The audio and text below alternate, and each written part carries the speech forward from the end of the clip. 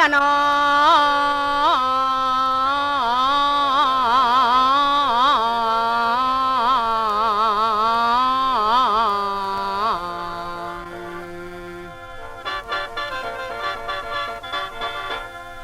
แล้วสวัสดีคุณค่ะพวกเจ้าหน้าเช่าสวนราษฎรทั้งม้วนและพอข้าราชการทั้งลูกหลานกรรมกรและมาหิวหลับหิวนอนเพื่อฟังลองฟังลำถ้าผิดพลาดบางคำไม่แพ้ลอยจอยจงทั้งพระเจ้าพระสงฆ์ถนอมขออภัยขออย่าได้เอื่นดาสาวนางเด้อโอ้ยละน้อ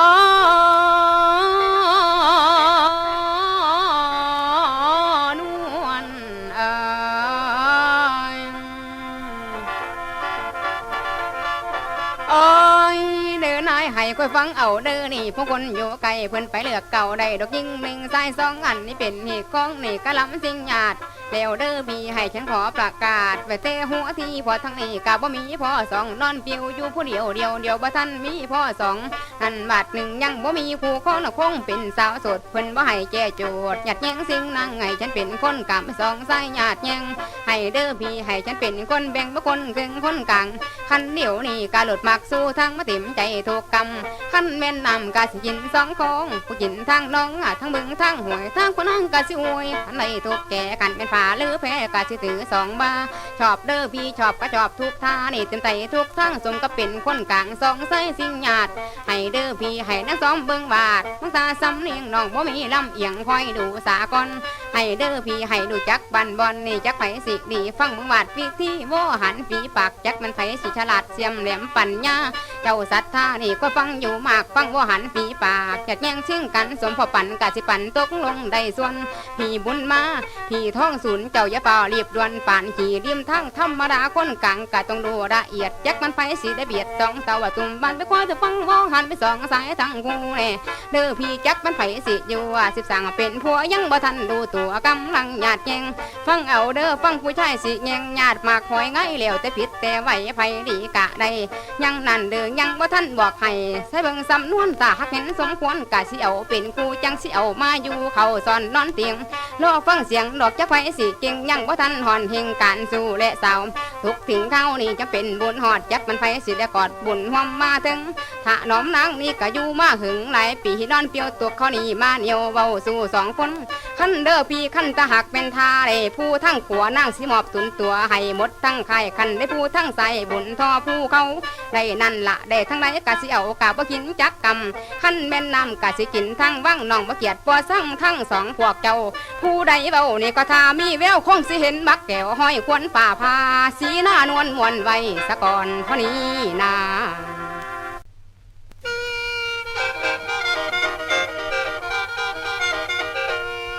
ว่าละนา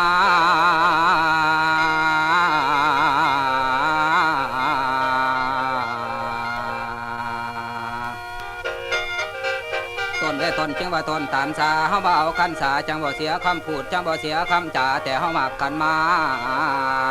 แท้น้อยว่าละแม่นว่าน้อ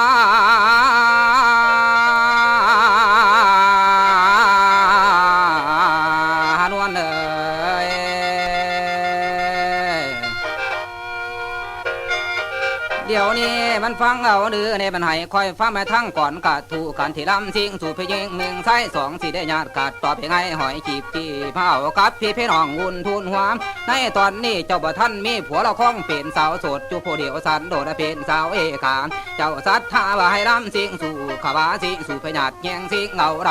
ทั้งเขาละทั้งพี่อยู่แห่งขันพี่ได้กะติแทงตั้งลอยตั้งพันแน่บ่ลำสิงกันจักไผสินใดท่านแม่นไม่เจ้าสิตัดลำไหนเจ้าสิตัดลำไหนหรือที่ตัดลำนอกเป็นตัดลำขอกหรือที่ตัดลำขางคันแม่นทางสีนขวาหรือใส่เจ้าสิโยกสีใจไปสีนใส่หรือขวาสิเอาไผเป็นขวาละตามเจเร็วแต่พี่ได้กับใครแน่โศกใจไผสันได้เดินน้องได้จินหัวน้ำหวานเนี่ยก้นเขาโอ้โป้ปันสีได้ถือโอ้ไปญาติแยงเสียงกันหรือที่ให้เราปั่นกันคนละไฟเอาปั่นมันก็น่าปั่นให้ดีเด้อปั่นให้เป็นยุติธรรมส่วนปันไทยนี่เกินไปทางหลังนี่เป็นหัวกับดังไอ้คุณเอาฉีโผเป็นอกโอ้โย่ไก่แจ๋ทางเฮาละทางหน้าไก่เฮาให้ท่อเอาทางงอนอ้าวทางดีๆเอาเบิดแล้วมันจะใช่ได้เลยจังท่าน ตัดเปลี่ยนท่อนในคุณเอาทางหัวได้มันตัดเครื่องตัวละเพียงแอวสินหัดแล้วเสือกม้างวัดติดตะเครื่องปั่นกันละทางหัวไก่มันตัวได้เอาทางกดมือได้ตองได้ก้นละสุรบสาน้ำแยงนั่นละเจงก็สาวนางงามแผ่นดินถูนนอนให้โลกสักทอแบบการสู่ทางความคุณเป็นหมอเลือช้ำนวลมอมหนัดเลี้ยงนี่เป็นหมอชนะจักเป็นของแพ้ละที่ตกส่วนของแพ้จอดสีบาจังได้ไปคนกลางนองนาผู้สายสิหยับไปแยงเจ้าคนเดียวตั้งเดินน้องจะเทไว้ให้เนี่ยไปแนวใดให้ที่สิเอากับพี่หรือสิเอากับเขาในตอนนี้อย่าเป็นคนใจบ่ได้ฟังความเขาหยอโอ้วัดหนึ่งบอกกะสั่งขอทอกกะจะเอาเขาขู่เนี่ยคนขี่ปานทุนเราหลายไอ้งอนนางไอ้นางบอนมักแต่ฉันขอกระพ่อใจขาดจากแต่เมสัมวาดแจวแจนทุนหัวพยาบเป็นพอได้คอนงามป่านนี่เป็นได้ทางพิจยกศอกสุดแขนขั้นเขาได้ไปเสียเงินแสนหัวใจขาดทองนานเดินน้องน่าจะใส่อ่องตองอ่อนแอนป่านเราเป็นตัวหรือเขาจะได้กินหวนหนักคือเอาคนลัดถ้ากระแบงเขิงเป็นตอนปันกะคนละรอดหมากตูมสองหน่วยทางนั้นเดือถ้าปนางสิไว้หันไปทางใดมักพ่อใจกับพระอกแตกมั่งพระจิมางัดกลางสิงสู่ไปนี่ที่นำสู่หมดปีเอาจนฟ้าลันสีนานวลมันส่วนสิร้องทอนี้นา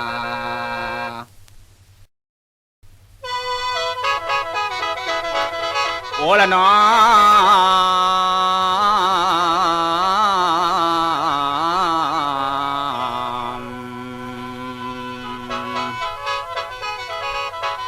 โอ้ละเนาะอันวันเอ๋ยบัดนี้เนาะมันฟังเด้อเจ้าแม่ตอนเสน่ห์เจ้าจะไปลังเลสงสัยหลายท่าออกก็พี่กะว่าเปลี่ยนยังละท่องคำเห็นเขามาลำน้ำเจ้ามาเขาแล้วตีพี่มาเว้าอยู่นี่ขันลมขันตายหรือน้องยังเสียดายคำเขาไม่เหาะเว้ากะสร้างเขาทอจะเอาเขากดหูแนวคนขี่ปลาทูนี่เว้าลายอายงอนคนขี่ประทูจังไดคนดีแท้ไหมโอ้ยนางเอ๋ยพี่ไปเห็นหอดบอลมันอยู่มันเศร้าเงินมันบ่มีเสานอนดินต่างศาสตร์ไปเที่ยวขอผ่าขาดพ่อได้ห่อห้ำผ่าผืนนุ่งมาล้ำก็ยืมเขาดอกลาสัตว์ท่าย่านเสียหน้าเห็นมันขาดศอกสอยเพิ่นยังให้หอมม้อยพอลำงานเลิกแต่ปั่นนั้นมันมาเว้าขึ้นเดือว่าเป็นเจ้าเงินแสนเว้าเกินแบบเกินแผนน้องจะไปหลงเสือคนหมอนี่มันมีอะไรเทียเขาไรมันนี้เมียกับเมียอับปีสินขาดจำกลมือหนึ่งนั่นผิดไปเห็นมันกลกลมขวดขุดมันไปก็มีอน้ำกัดแนวคนเลือดอยากพี่เลี้ยวไปเห็นดักไปดำไล่ปันเสียจากดักผัวดักเมียดำพ่อปันมือห้าจังหนึ่งมันก็อยู่ซื้อให้เมียคนเดียวเหลียวเห็นนอกะเกี่ยวเมียผลจีดีบ่มีแนวสีฮีเสียนขาดเขินแต่ปั่นนั่นมันยังมาเว้าเสือนหาไปทางใหม่ผู้เปลี่ยนเมียก็เลยไล่ขาทรงมันนี้ไปบอลลู่เวทีกับว่ามีหมดยางคนหมอนี่ไปหานอนไต่ล่างหมดมือแล้วไปหานอนอาศัยหันแหน่นี่แหน่เด้อพวกพ่อแม่เขานายเขาสั่งเจ้ารู้จักหรือยังอย่าเอาเปลี่ยนผู้นี่ละน้องคนบ่มีบอลอยู่คนเที่ยวสัญจรคบสันล่าแล้วก็นอนอาศัยเขาวัดมือวันนี้ไปพ่อท่งเขามัดแจกเขาหาผีอยู่แต่ลางขุดดีมันเอามาหอสิไปชิดต่ออียังน้ำมันย่ำเวลาจังหันไปเที่ยวจกเข่าบาดพระเพิ่นเลือตวนศาสตร์ก็ให้ปั้นเข่าเหนียวอันแนวเข่าปั้นเดียวกินได้หมดมือแต่หาเงินสีซื้อเกลือจำกับบ่มีเพิ่นนี้จากกุดดีทองแปะคือบางบ่มีหยังจักยางแม่มอมสุดใจคนหมดบอลอาศัยหอดหิวท้องแห้งหาหนึ่งนั่นมันมาขอเป็นแหล่งลูกจางทำหน้าพี่กับบ่หัวซาเห็นมันขี้เกียจเจ้าจะเอามาเอาไปเสียซื้อของนางนี่ละน้องคนนี้จากตัดล่างโทษฐานลักทรัพย์มาสืบได้คำรับตำรวจทำหานางไม่ยอดหวานตามาเอากับพี่นี่มีหน้าที่ผู้แบ่งโครงการทำงานรัฐบาลเงินเดือนหลายบาทพี่เอาใจช่วยชาติอย่างเต็มกำลังเงินพี่มีในข้างบ่ทำกะได้ตึกของพี่สั่งไว้หลายชั้นอังคารตั้งช่วยรัฐบาลบำรุงประเทศสร้างยังคนนอกเขตกากบ้านของเขาขันเจ้าไปเอาสิบ่มีแนวหอเดือน12ล้มทอกอดเขาต่อยย้อยสินเสานางก็สิขาดเป็นฝอยเห็ดในบักแต่มาไปเป็นยาแม่นอนมุ่งเตียงคำสมควรพ่อเอาลำส่วนสิลงทอนีนา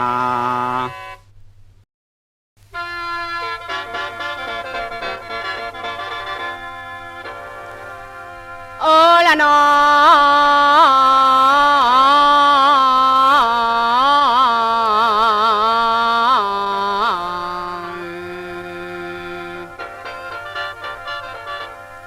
แล้วใหม่เอ้ยแก้มเจ้าใหม่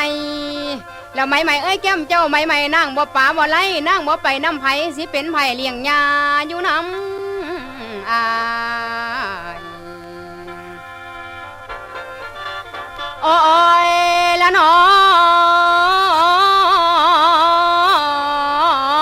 นวล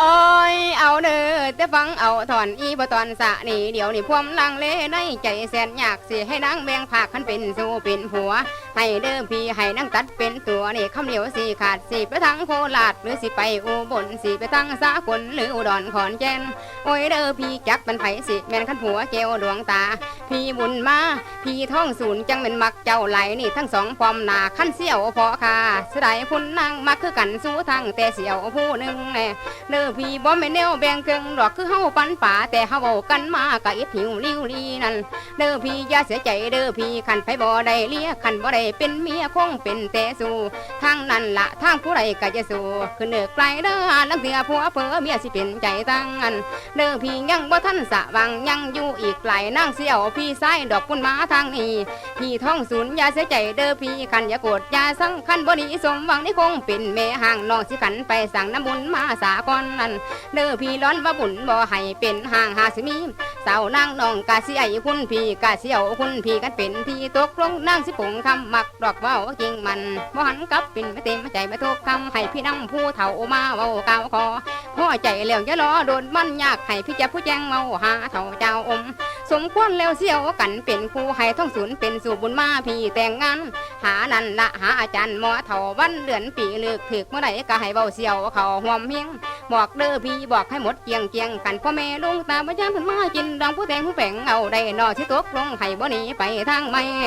เด้อพี่แม่นไปไผก็บ่เว้าเสี่ยวเจ้าผู้เดียวหานี่เด้อผู้หานี่หมดก่อนเจียวสิญาติเจียงมาสิงสาวบ่สิได้ตกลงเอาดอกกะกำเป็นเจียงบ่มีแนวกัดกองบ่ทางไหนเป็นห่วงมันเด้อพี่เว้าไปโดนกะกวงมันสิซาผู้ฟังบ่นั่นล่ะบ่มีหยังไปหน้าหาสมาหาสู่เว้าทั้งสู่ก็บ่เว้าเอาเล่นบ่เป็นเอาเด้อพี่เอากังเว้นจ๋าแจงขันแปงเลี้ยงแขกเก่าไว้คนแตกติงไม่กินเหล้ามันหอมมันจังสมกับไปไม่ใส่ดีคนซานเด้อพี่ขันจังนั้นก็ได้ด่าคนยองเห็นให้นั่นละให้พ้นจับแขนน้องสองคนกับพี่เขาไปนอนอยู่สวมในมุงหอมเตียงสีหน้านวลมวนไว้ซะก่อนเท่านี้นะ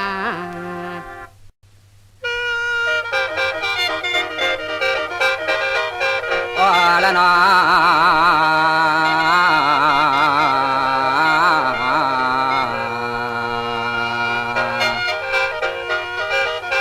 บุญจังว่าบุญขาดใจท้องจังสิเอาบุญหัวผ้าเศร้าสิห่างเจ้าเฝ้าขึ้นเมื่อบ้านโอละเมียนวานา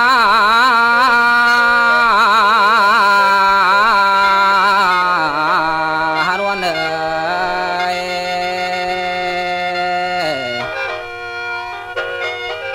ฟังหรือแม่นางเอ้ยนางนับแต่ฟังเอาถอนดีไปตอนสุดใจคำบ่ได้ขาแล้วไปบุญไซบ่หอดในกว่าฉันที่ได้ขอไปหยาดแยงจนหิวนอนนางน้องกับปะปิ่นขาชิวหยาดกันแบบใจปานพระเอกน้ำไหลไปหยาดแยงเสียงนั่งทางเล่าเล่นสะเพนอหมดจางสู่เขากับบ่ได้ถ้าบ่เสียวนั้นได้ไปตู่นั่งเขาหำใส่ซอยทองคำได้เงินหลายล้านบาทแต่ซื้อของฝากไปข้างก่อนคุยกันในตอนนี้เลยบ่เห็นน้องขันจะบ้างป่าหินเนิบเสียกันไปหลายเถิดจะปานถิ่มน้องคิดตามแท้การดองเสียของนายยังบ่ได้กะสร้างขอที่น้ำหอยเย็นให้ตอนนี้ขับบ่ตาละคงเห็นไงหอยจีบจีนับตั้งแต่วันนี้จะบดหวางทางหลังคิดเดินน้องคิดไปน้ำมันละไปจิตใจห่อนรู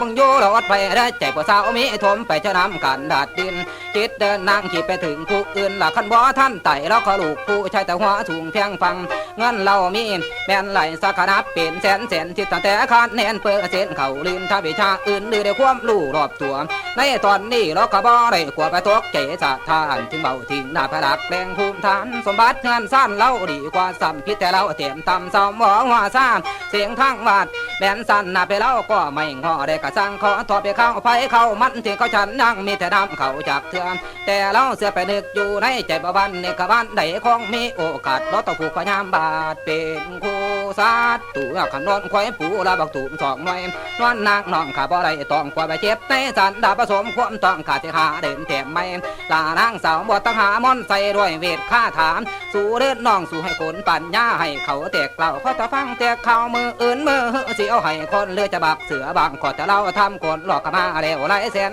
เมียนั่นละเมียอยู่ในอ้อมเฉียดไปนอนเตียงยังพังได้มันได้หาไปห่างยาปากันในตอนนี้เขาก็ตกลงวันวางเงินสินสอดเล่านั่นเด้อเลยเขาเบากอดต่อแต่ยิ้มแย้มแจ่มแสดงความพอใจบ่ให้เขาหลูทานนอนนางน้องขับบ่ได้แล้วจะประเลิกต่างกันหนีขอผูกลักแม่นในตีเป็นฐานหลักใครเป็นพี่น้องก็เดียวกันหดมือหดฟ้าจะให้คนไปบอกนายท้องศูนย์กติมายุนดอกกระช่วยเราจักที่เจ้าจะไปรังเลสงใส่แนวอื่นประกันเจ็บปืนพี่ก็บอกอุดทอนมือสิปะสะพางนั่นละถ้าพนังยาขามบอกกัดไปถึงเจ้าจะไปคำเนื้อไปถึงความรังเกียจนายท้องศูนย์นี่บ่มีแนวเกียกกระทอมเม็ดไก่เขานี่เป็นตัวของเขาเราก็ผูกเป็นเสี่ยวยุติกาละลงของไหวเท่านี้นะ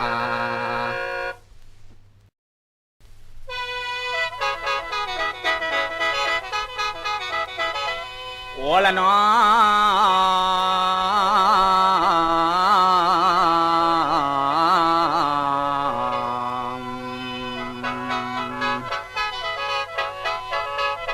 โอ้ละน้อ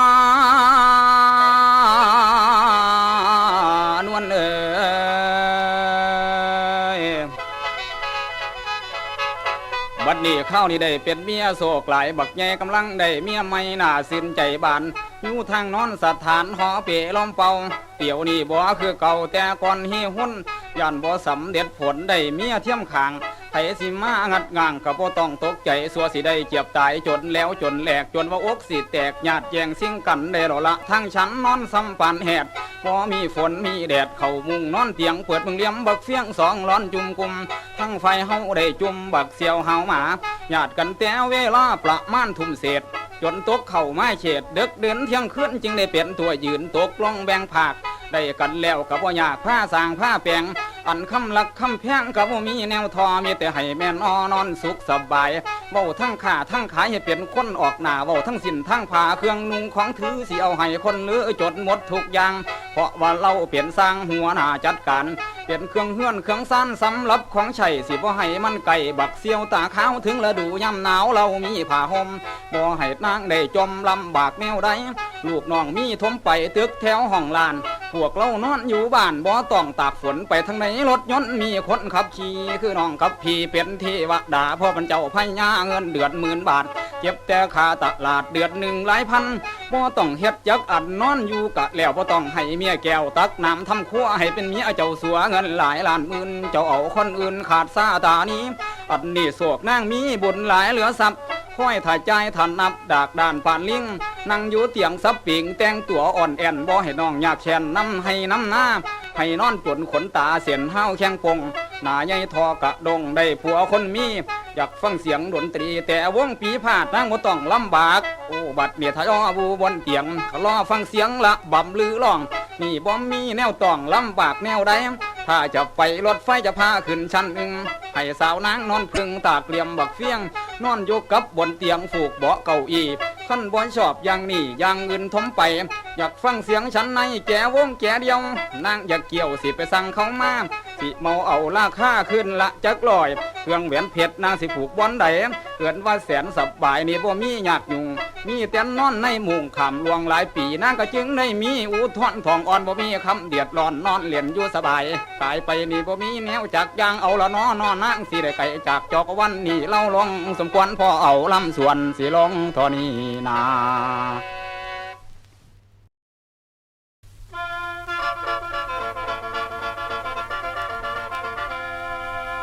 โอ้ละนอ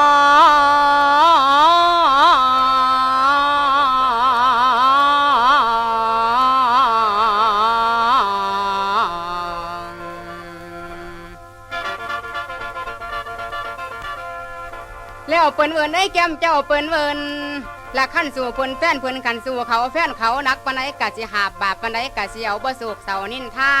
แล้วขันผ้าหางผ้ามีขันผ้าเป็นเศรษฐีไหลขี่เครื่องบินพี่ย่ำไปขี่ไปเหี่ยวนั่งบ่เกี่ยวลำเอียงแม่นจิติดหรือเสียงเสียวเกียงอ้อยเข้ามาสอ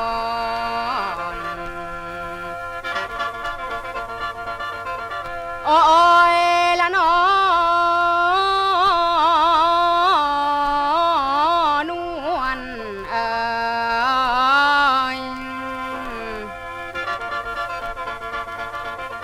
โอ้ยเดินนายขันใดกันแล้วกายอยู่ซุ่มเย็นเย็นนี่ไม่แดกกะบ่เห็นฟ้าฝนกะบ่หอนตั้งแต่นอนในมุงไปสองคนจริงกอมพี่บุญมาพี่ถนอมนาดลองคำหอนแม่นบ่มีพี่นั่นละพี่ได้เป็นนายห่างบ่เงินทองไหลเหมือนเกินสนุกคือคืนบ่มีเศร้ามนมองฮานี่น้องสิกิงกอมดอมหัวสิบ่ได้ผัวมองใจดอกเท่าใหญ่แง่งหน่อยมีแต่คอยควางถาไปสามีสีแกงสาวพนังน้องกะสิแปลงหลับตอนควงเว้าทุกอันเด้อพี่อันได้กันลอยสันทุกอย่างแนวใดเอาสพี่เป็นใจสิบ่ได้มีลังเล่าอันว่าหันเขาสิปูป่าสินตอนแน่น้อพี่บ่ได้ขืนขาดผ่อนมาตามเจ้าแต่สิหาเจ้าเด้อพี่เจ้าผู้ยอดต่อฟ้าไปจอบมิงผัวควรนอนนั่งกันผู้หัวมาเตียงเจ้าเฮียงหอนตั้งแต่นอนในห้อง2 ปีขำล่วงแล้วเด้อพี่อยู่น้องพอยอดดวงมาจุนน้องลาสีสุดทานนอมนั่งก็มีลูกน้อยไม่ทองอ่อนนอนทรงพ่อได้10 เดือนไปนี่เกิดมาเอาพากันเพี้ยนถนอมตุ่มผัวมีหักคอแน่น้อพี่บ่มีความย่อทอบ่คำสมคมตีผัวนั่นละผัวกะดีปานแก้วบ่มีขินจักทาผัวไปมารับตอนค่อยทาพอทั้งศกทอนสั่งจึงละพี่เป็นผัวบุตรตาเฮาค่อยเปลี่ยนถนอมตุ่มพากันคุ้งเพื่อนพาผู้ยำหนาวน่วงมีแต่สวงกอดกุ่มไปจุ่มขึ้นใส่นมพ่อนั่นละพ่อได้10 เดือนมุมผู้ลูกนั่งเลยคันอยู่เด้อพี่อยู่สำล้านเย็นสุขบ่ได้มีคำหอนเอาลูกนอนในห่วงสิผัวกวยแล้วก้อมท่อมแต่ลูกก้อนน้อยคอยเลี้ยงอยู่เย็นมือนั่นละมือหัวไปเล่นนี่กลับมาเด็กดื่นจนมาลูกตื่นให้สิคอยได้บ่นอนนั่งนั่นละนั่งก็เอาขนมป้อนลูกนั่งฟังเสียงหัวไปมาเกียบถึง6 ทุ่มจักประซุ่มแซวเล่นทั้งได้บ่หูข้าวมือนึงหนาวจิวจือบ่6 ทุ่มเที่ยงคืนนั่งนั่นแล้วนั่งก็ให้สะอื่นนึกอยู่ทางในแต่ก็ไปทางใดดอกก็มาถึงบ้านพวกไปทำการขาบ่กลับมาเต้นเล่นแน่เด้อพี่บ่มีแนวแกดแก่นค่อยท่าหลับร้องคงค่อยท่าหมดเวลาจนกำจึงได้นำลูกน้อยมาเข้าบ่อนนอนสีลานวลมวนไว้สะก่อนเท่านี้นะ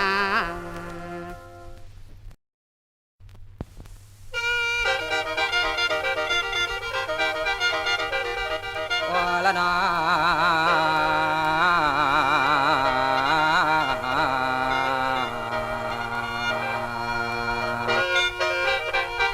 พวกเจ้าผู้มากฟ้าฝนได้ฝนตกลิ้นเสริมละมันย้อนแต่แสงโยนทนโอ้ละแม่นมานา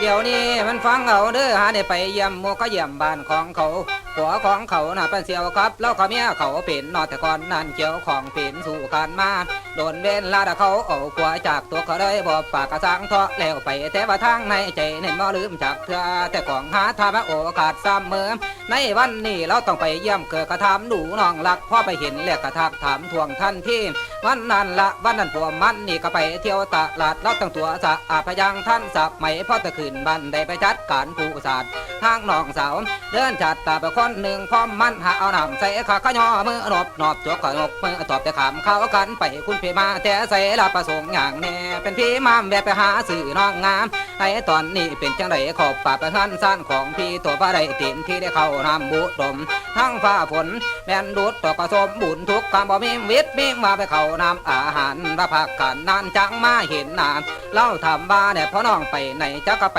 ทางใดแต่ตะกินเข่าเศร้าหรือมาตกขอดต่อพอลืมแรงลืมง่ายถ้าขาดขาดขายก็บ่คือแต่ก่อนนางไอ้ทางมีแต่หลุดแต่จรขาดทุนถูกปีคอยประพืชตีเดียวนี่ประพืชลายไปติดพวกแดนติดไผ่กระติดพวกติดสาวนอนนี่คิดถึงข้าวนักใจลำบากในตอนนี้ตัวเขาเลยบ่ปากสร้างทอกหัวเขานอกเพราะคิดสิเอาละก็เป็นจังสิตั้งแต่จี้ละผ้าสร้างผ้าแปลงอันความมักความแพงก็บ่มีแนวทอก็พอความแม่แต่บ่ทันได้ขันหานินเด้อหาในพิษใจฉันละพันเอาเมียน้อยตัวเขาเบาค่อยนั่นละผัวดี มันนั่นเดือมันดอกเมียพี่มีแต่งงานแล้วตีพระไรสัตว์นี่พี่บ่หวังเอาไผละเพราะไรสมใจอยู่จนห่วงออกมันปากกว่าประชิดพ่อคำหลังนึกก็พี่เจ็ดช่างน้องเอาฟ้าจากเธอเขาเลยบ่ปากสิผัวก็ตามสิพระญายามจนตายรับสัตว์ในตอนนี้เพิ่นบ่คิดแปลนวาดกับผู้สาวโถมไปเป็นผู้สาวทอนในพันคนกับเบายังคิดพ่อคำเก่าพี่จังบ่มีเมีย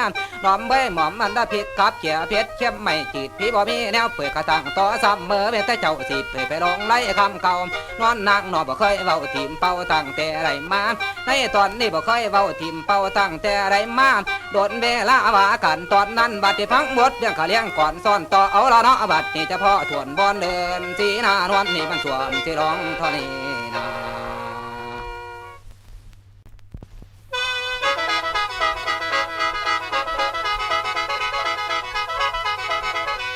โอ้ละเนาะ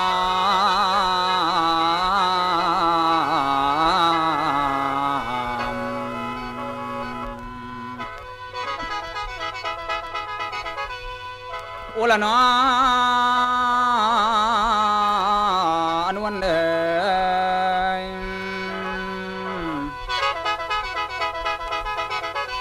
บัดนี้มือหนึ่งสงสัยขอทำงานกับคำเมียบ่เหลียวบ่ลำนอนนิ่งบ่ติงมิดอิงติงบ่เหลียวลำทางใดแต่ก่อนไปใส่มาพอทางเห็นหน้าแลเห็นแสงไฟฟ้าแจ้งหุงทางในบอกเมียไขปักตูออกมามีซาแต่กอดไว้ปาดมาเห็นมาก็วิ่งแล่นบัดพานี่จักเป็นเมียเขียดแช่นสั่งคอยหอมใดถามว่าลูกน้อยให้กำลังแอวกินนมพี่ไปมาทางใดคำคืนวันนี้เราจึงว่าพี่ไปหาดูห้องเก็บเงินค่าเศร้าเลยไปดูร้านค้า3 ทุ่มจึงได้มาเพราะฉะนั้นก็จึงซาพิษเก่าข้าวหลังกะบ่เปลี่ยนอีหยังซ้ำพ่อปานนั้นต่อมาหัน2 วันผิดกันไม่แต่ก่อนเคยนั่งไก่มาบ้านหอดเฮียนบัดนี้เมียบ่ยันบ่เอี้ยเอาทางใดเป็นคือคนสร้างกันย่างมาบ่ดูหน้าซ้อมผิดใจแท้แนวเมียใจต่างย่างเป็นสีเยินเยินทางคันก็ทอกันนับตั้งแต่มือนั้นเพชรเก่าไปหลายซ่อมไปกระตั้งตาหลายมือมันบ่ถือผัวแก้วดอกเมียแพงหักคอเฮ็ดคือทรงบ่งอการบ้านบ่อยากทำเหลียวเบิ่งหน้าซ้ำงำจะเกียดแต่ปางใดจักว่าเปลี่ยนเหตุการณ์จังใดบ่มีรู้หรือมันเมียมีสู่สงสัยยังบ่แน่หรือแม่นเขาแย่กวนทางบ้านจะกาวขวนพิษตามาหลายมือซ่อมมาหลายเราย่ามมือแรงมือเศร้าผ้าเขากับบ่หากะหาซาบ่เหลียวเบิ่งนาฬิกาถึงเมื่อยามแรงมาแต่งตัวท่าแป้งน้ำแห้งหมดแห้งเที่ยวล่างเที่ยวสีลูกสีดำปัดมี10 วันกับบ่ล่างซ่อมไปหลายแห่งต่างผิดแปลกในตาหอดคันหมากคันยากับบ่ตักบ่ตั้งบ่มีหยังจักจังแป้นเป่าสูญหายลูกสินอนปันใดก็จมตายแต่ยากระบุแข็งคำปากเสียงจมว่อลูกสิปีนขึ้นข้อก็ปัดหัวจนลมบ่พอจมก็จมดาเสียดดาสีว่าลูกบักกับปีเสือแนวแถวพอคอนสิตอกงอนต่อบักกอกซับหัวแนวขาลูกเสียดผัวนี่ชอบกดในมูเอาลูกถิ่มใส่อูมดมือกับบ่กวยขั้นได้ลงเฮียนไปมดมือกับบ่เตาลูกให้จนปากเฝ้าเสียงแหบคอตันหนีไปเที่ยวกลางวันยามแลงยามเศร้าบ่ไกลเฮียนแม่เฒ่าบอกว่ามึงตายหยังกะติดผู้ชายถูกล่วงเขาหลอกนี่มันไม่ฟังดอกเล่งใหญ่ลืมผัวย่านไปถูกลากบัวเลี้ยมน้องเลี้ยมฟังไปถูกหอกเขาทางผัวเก่าเริ่มเสียบัดซ่อมมาดูมีอะไรเดือนมันแปลกบ่อยากต้อนรับแขกพวกเพื่อนมาหามีแต่นอนกวยขาวิผมสีนวดมดบุขวด2 ขวดน้ำอบน้ำมันแปลงกระทะถูกวันสีนวลป่านไข่ปันสาวเขินไม่เข้มขัดลัดแอวพันสายสอยรูปประคำข้างหูเหลี่ยมแผบมึงแหวนเพชรเหลี่ยมแมบศพก่อยเฮียนมือบ่ว่าตั้งแต่คือมันตั้งตัวแมนสมควรพอเอาลำส่วนสิลงทอนี้นา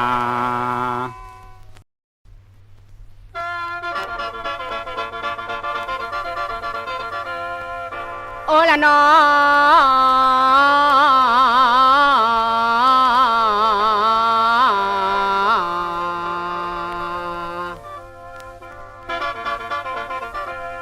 แล้วอำทำแก้มเจ้าอำทำละอำทำแก้มเจ้าอำทำฝนตกลิ้นย่ำกำให้นางคิดฮอดไหลและปรารถนาน้ำใสจังไหนพี่จังสิมามันลืมได้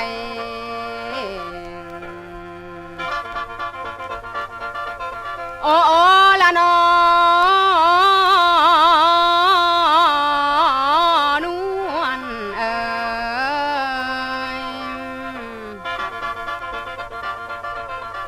โอ้ย เอาเด้อแต่ฟังเอาถอนอีบ่ตอนดวงจันทร์ตั้งแต่เฮาเอากันดอกจนมีลูกน้อยพันบ่มีคำข่อยขมเขียดเกียดสั่งอยู่มาบ่สมหวังที่ผัวเป็นใจตั้งเด้อพี่ตั้งแต่ไหนละวางกะสมสู่อยู่ดอมผัวก็ยังหักหอมไม่ตามใจทุกอย่างอยู่มาเกิดใจตั้งกะนี่เก่าหนีหลังจักนั่นละจักเป็นผัวเป็นหยังนี่เสยๆบ่ปากนางกะอุบปะถากไปนอมนบวันท้าหักดอกไม้สมมาวันศิลวันพระเมียนั่นละเมียกะบ่ได้ละนี่รวบยังคุณผัวยกดอกไม้ใส่หัวไปสมมาคำเศร้าตั้งเด้อพี่ตั้งแต่ก่อนแต่เก่านี่เบามวนหัวดีพ่อแต่ขวม2 ปีคันมีลูกหน่อยอ่อนผัวก็ยังบ่ฮอนโกรธกาคำแข็งย่ำนั่นแล้วย่ำมื้อเศร้ามือแรงกะบ่ดีหัวมวนเตี้ยปีไก่ปีก่อนข้าวได้กันมาบ่นั่นแล้วบ่เคยกินสุราจอกเกี่ยวกับบ่เขาแต่อยู่น้องพ่อเฒ่าสิปันเทวดาพ่อแต่ออกเงินมาเป็นสีเจ้าเราปันเด้อพี่ปันมาเป็นผู้บ่าวหาเล่นย่ำแรงตั้งแต่ก่อนนี่ก็มักพงแมงกะบ่มีแนวพอคิดถึงพระแก้วนอสู่ตอนดวงใจนอนนั่นละนอนจนน้ำตาไหลกะบ่หัวซาลูกเดี๋ยวนี้ผัวดูถูกพระให้ตกคอยยามหมดแลกผู้นอนคอยจนดึกจนดื่นแล้วบาดหนึ่งผัวไปเที่ยวทางอื่นดอกขาดินแต่เศร้าถึงฤดูยามหนาวผู้นอนเดี่ยวตันยันลูกละให้อันผัวกะบ่เหลียวแลผัวนั่นละผัวไปเที่ยวซ้ำแซ่ทางใดไม่รู้ยังกะไปน้ำสู่นี่ก็อยู่น้ำผัวคิดนั่นละคิดถึงผัวทุนหัวนี่ดวงใจนอเงาขันเอาแต่เขาก่อนยังเคยหาแต่ความสิไปเตรียมตัวตั้งท่าขันเลอพี่ขันพ่อยอดสะงามารับวันใดสุดท่าน้อมนี่บ่ต้องอะไรน้ำผัวทอคอยเขาไปมีเมียน้อยเพราะปล่อยทางเราสิไม่ใจแต่เขาเล่าบ่เอาใจใส่เราต้องไปทางไม่สู่หลักเรามี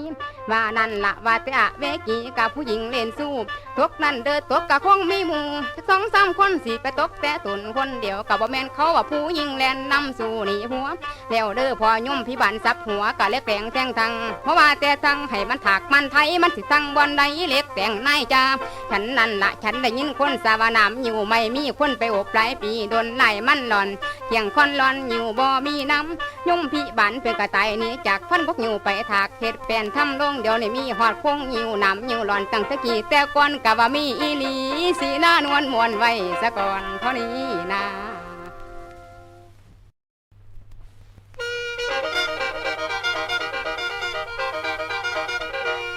โอละนา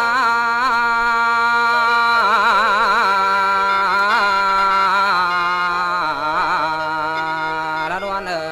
ย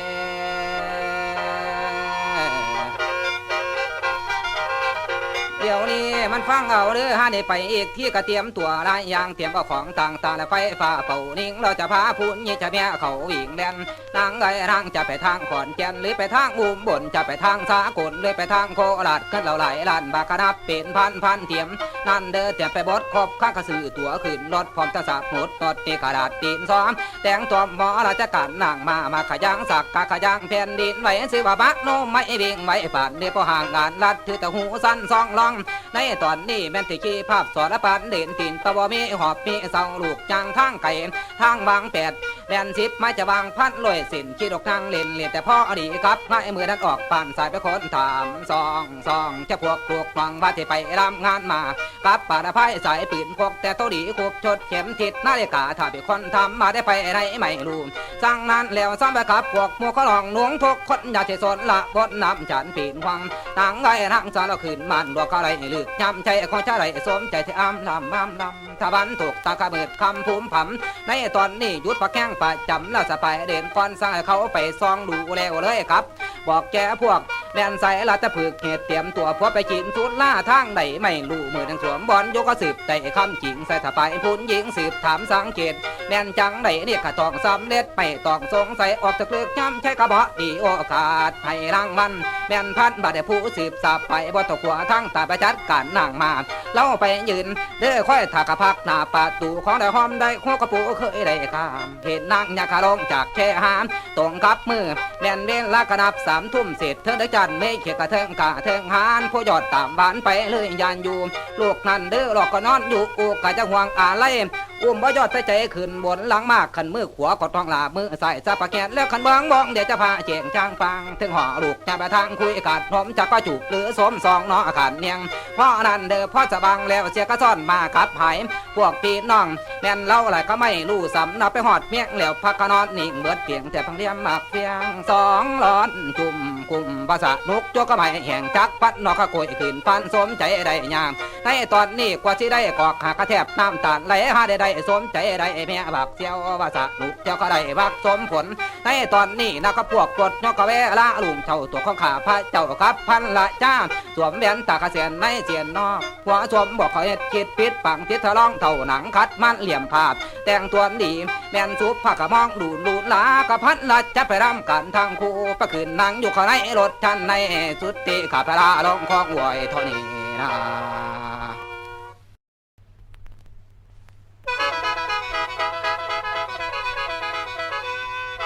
โอละนอ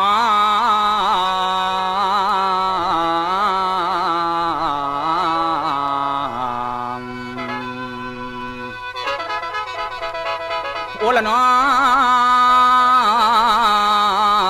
นวล